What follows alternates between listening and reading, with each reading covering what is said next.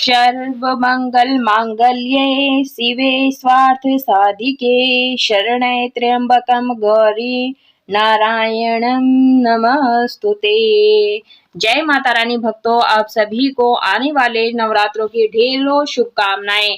इस बार माता रानी सबकी झोलियां भर करके जाए, सबको माँ की कृपा प्राप्त हो, इसलिए कमेंट बॉक्स में माता रानी का जयकारा अवश्य रूप से लगा दीजिएगा। नवरात्रे के 9 दिन माता के 9 स्वरूपों की पूजा की जाती है। यह दिन शक्ति की उपासना के लिए होते हैं। तो देखिए, इस पूजा में जो है जुआरे बोए जाते हैं, तो मैं जुआरे बो कर दिखा रही हूँ। और इस तरह से हमें जो जल का छींटा लगा देना होता है। और ये जो चौकी है आपने पूरब दिशा की ओर लगानी है, उत्तर पूर्व दिशा की ओर लगानी है। उसके बाद में हमें जो है इस पूजा में कलश स्थापना का विशेष महत्व होता है। तो नवरात्रि के 9 दिन में कलश की स्थापना अवश्य रूप से करनी चाहिए। तो देखिए भक्तों, शारदीय नवरात्रों में जो है ये पूजन बहुत ही खास होता है। तो देखिए, इन 9 दिनों का संबंध हमारे नवग्रह से भी होता है। ये तो मुख्य रूप से 2 नवरात्रि होते हैं, एक चैत्र नवरात्रि और एक शारदीय नवरात्रि विधि। दोनों की लगभग सेम ही होती है। तो देखिए, आज की इस वीडियो में मैं शारदीय नवरात्रि की पूजा विधि करके दिखाने वाली हूँ।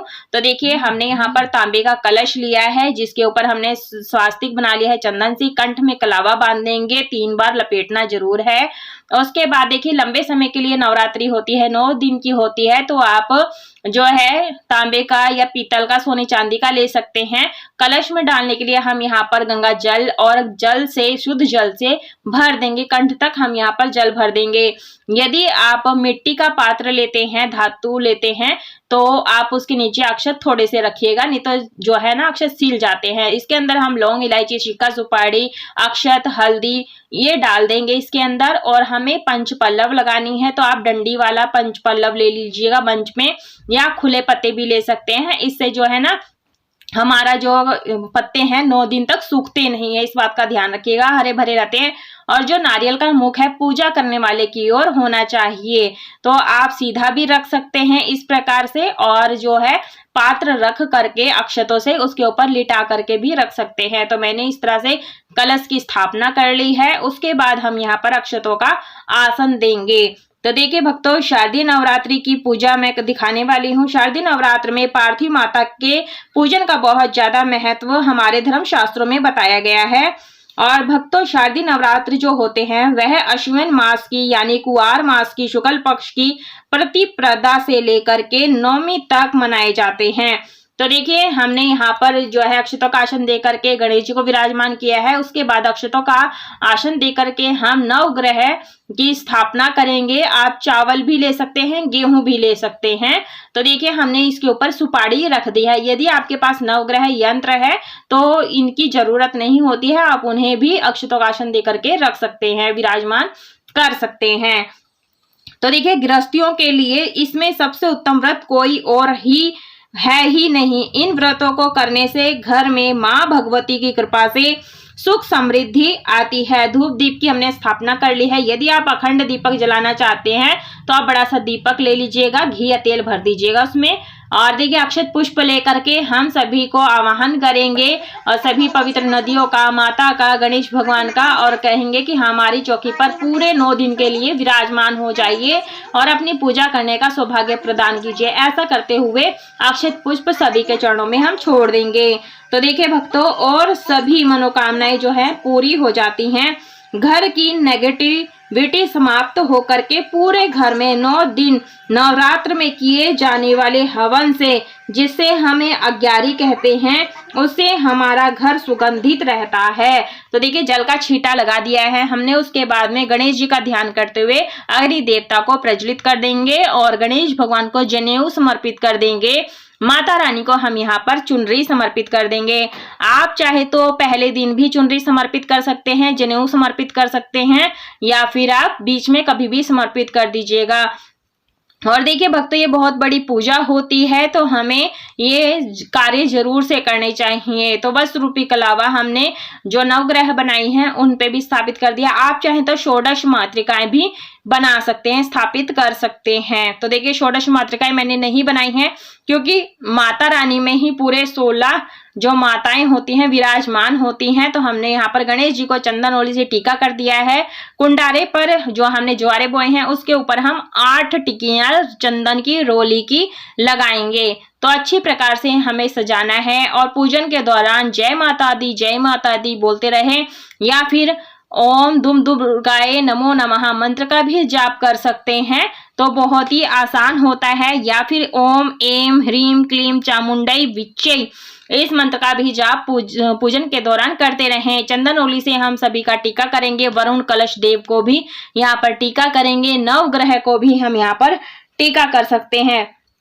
तो देखिए नवरात्रि के एक दिन पहले आप अपने घर की साफ सफाई कर ले, रसोई की, घर के मुख्य द्वार की साफ सफाई कर ले और सुबह सुबह स्नान आदि कार्यों से शुद्ध होकर के आप सबसे पहले सूर्य देव को अर्घ्य दें, क्योंकि जो भी व्रत होते हैं सूर्य उदय के बाद ही शुरू होते हैं।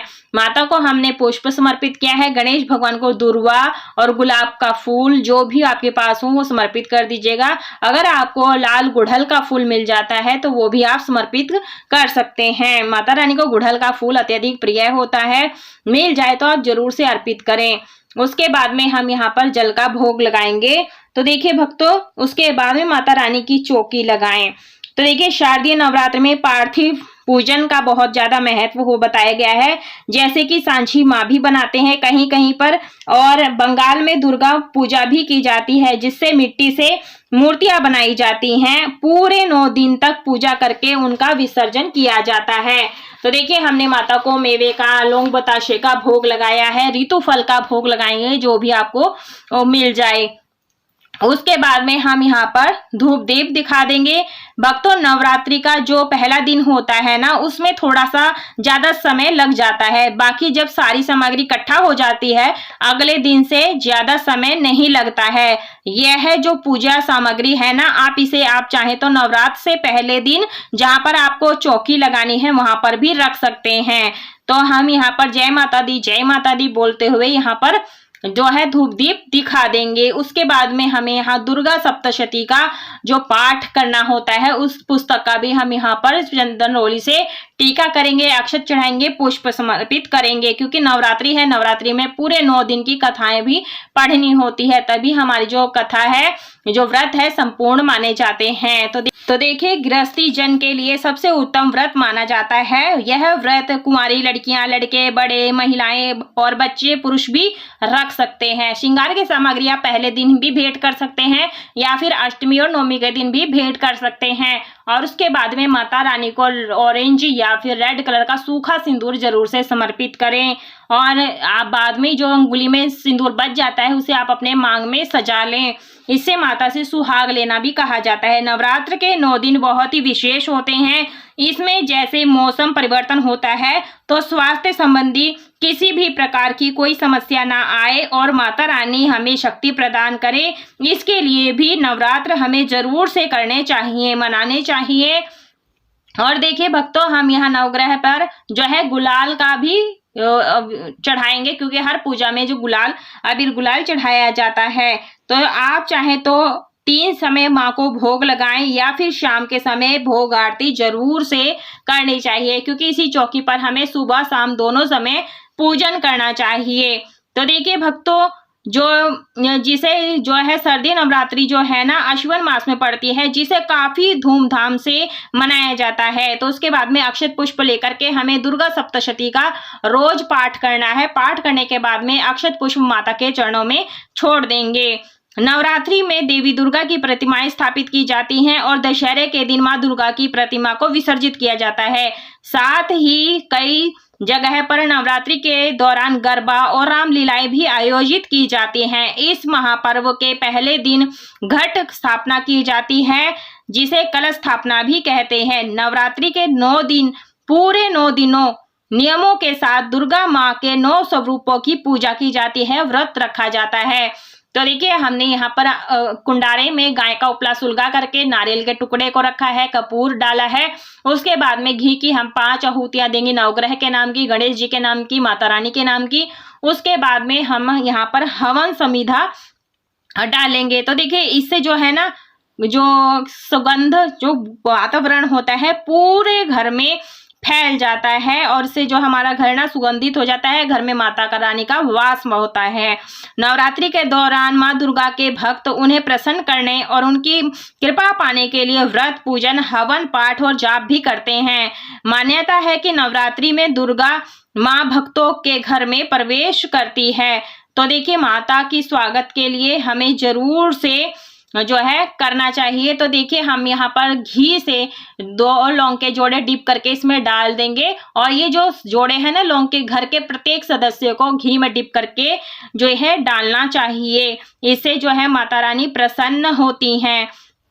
और देखिए भक्तों, यहाँ पर जो भी हमने भोग प्रसाद माता को अर्पित किया है, बताशे का, लौंग बताशे का, मखाने का, जो भी मिठाई का भोग लगाया है वो आप घी में डिप करेंगे और अग्नि माता का नाम लेते हुए आप इसमें आहुतियां देंगे। ये सूक्ष्म रूप से जो है माता रानी भोग स्वीकार कर लेती हैं। शारदीय नवरात्रि का महत्व क्या होता है वो जान लेते हैं। तो देखिए, श्राद्ध पक्ष के समाप्त होने के बाद शारदीय नवरात्रि का त्योहार मनाया जाएगा, जो मनाया जाता है। अंत में हमें यहाँ पर आरती करनी होती है। नवरात्रि का यह समय माँ दुर्गा की आराधना करने के लिए सबसे उत्तम माना होता है। और देखिए, हम यहाँ पर जय माता दी या फिर अम्बे तू है जगदम्बे काली, तू है जगदम्बे काली, जय दुर्गे खप्पर वाली, हम सब उतारे तेरी आरती ओ मैया, हम सब उतारे तेरी आरती। नहीं मांगते धन और दौलत, ना चांदी ना सोना, ना चांदी ना सोना।